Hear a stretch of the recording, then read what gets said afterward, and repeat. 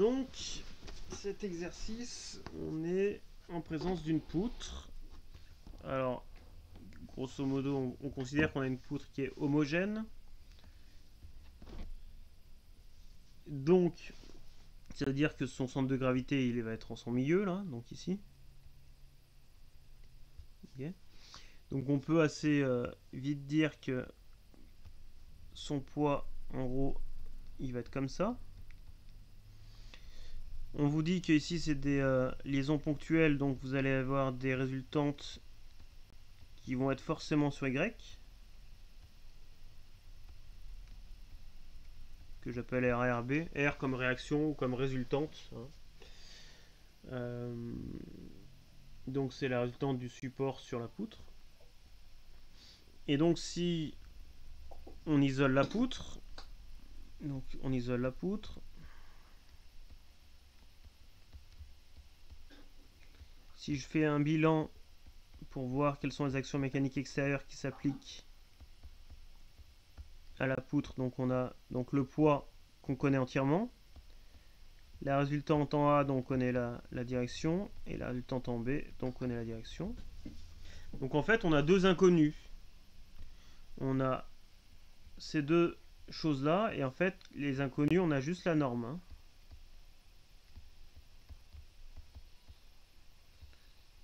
Donc a priori, avec deux équations, on va pouvoir s'en sortir.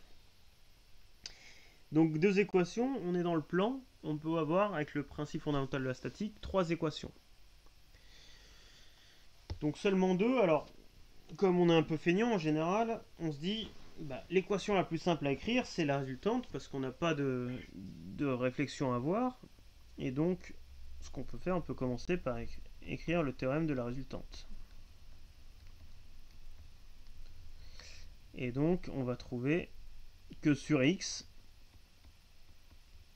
eh ben, on a 0 égale 0. Donc, pas de chance, ça fait déjà une équation qui sert à rien. Donc, sur y, par contre, on va voir RA plus RB moins... c'est un M, c'est un grand M. MG égale 0. Et donc on a une équation de deux inconnus, il faut une deuxième équation pour pouvoir s'en sortir. Et donc on va pouvoir écrire soit on va écrire maintenant le théorème du moment.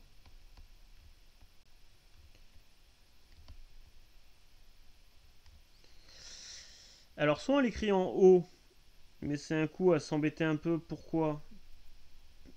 Parce qu'on va avoir un moment qui va être créé par la résultante ici, un moment qui va être créé par le poids, et un moment qui va être créé par cette action-là.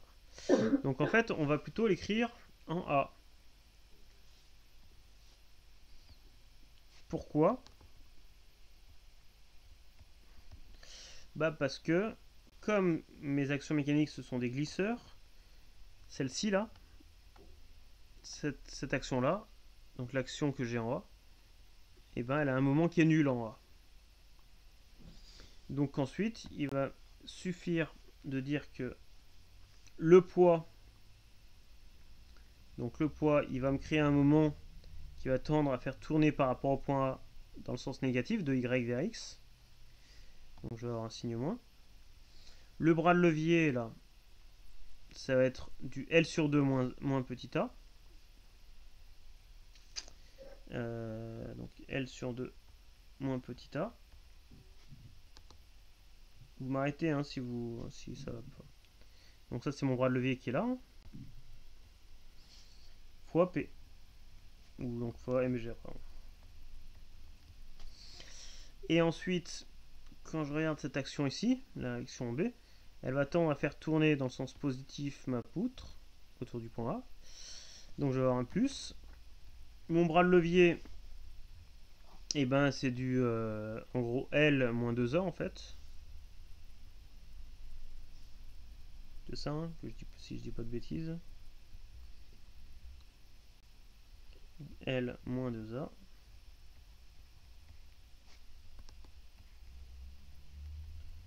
RB égale 0.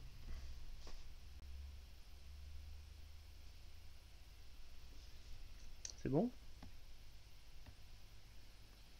Donc là, cette équation-là, elle va me donner que RB c'est égal à donc L moins 2A sur 2 mg que je divise par L moins 2A. Donc ça simplifie. Donc j'ai RB qui est égal à mg sur 2. Et ensuite, si je prends cette équation-ci, et ben je vais donc avoir RA qui est égal à mg moins RB. C'est donc égal à mg sur 2.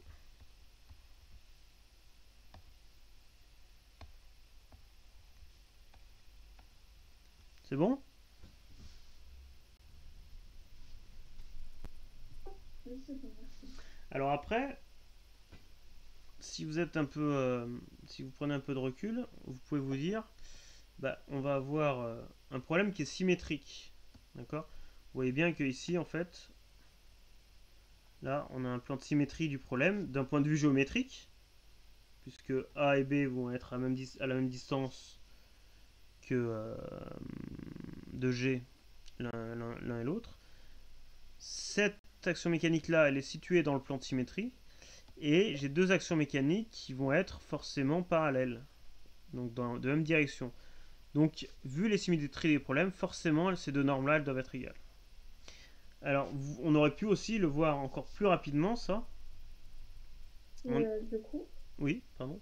on peut dire, enfin, faut le prouver quand même que f de A égale f de B. On peut pas juste dire que comme c'est symétrique, f de A égale f de B, c'est.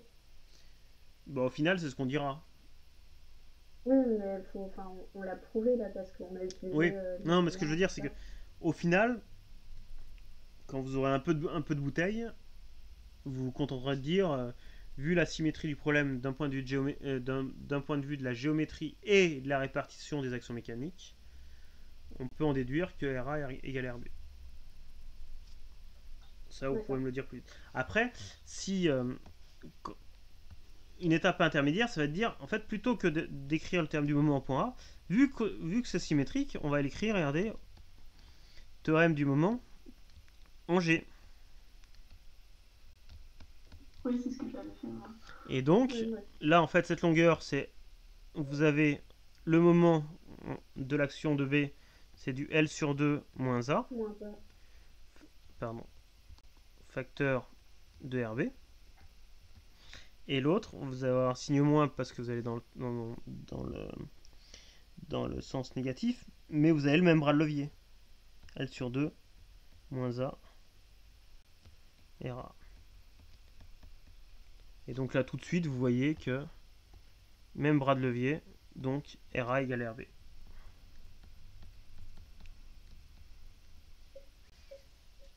Et on voit bien que ça provient vraiment de la symétrie géométrique. Hein. D'accord? Donc en fait, dès qu'on a une symétrie, on applique au centre de symétrie le temps. Vous pouvez, oui. Ah ouais? C'est pas, enfin, et entre les deux équations que j'écris, celle-ci et celle-là, est-ce qu'on peut dire qu'il y en a une qui est plus simple que l'autre? Je sais pas. Ça se, ça se, Oui, comment, c'est assez rapide les deux. ça se discute. Hein. Mais par contre, ce que par rapport à la question de Chloé de tout à l'heure, c'est, enfin, il me semble que c'était Chloé. Quand vous aurez un problème aussi simple que ça par la suite, en fait, vous écrirez même plus les équations. Vous le direz directement. D'accord. Ça se, on n'aura pas le. Si vous nous parlez bien tout de suite de symétrie dans le problème d'un point de vue géométrique et de répartition des actions mécaniques, on se contentera de ces de ces deux justifications pour dire RA égale RB égale la moitié du poids en fait. D'accord.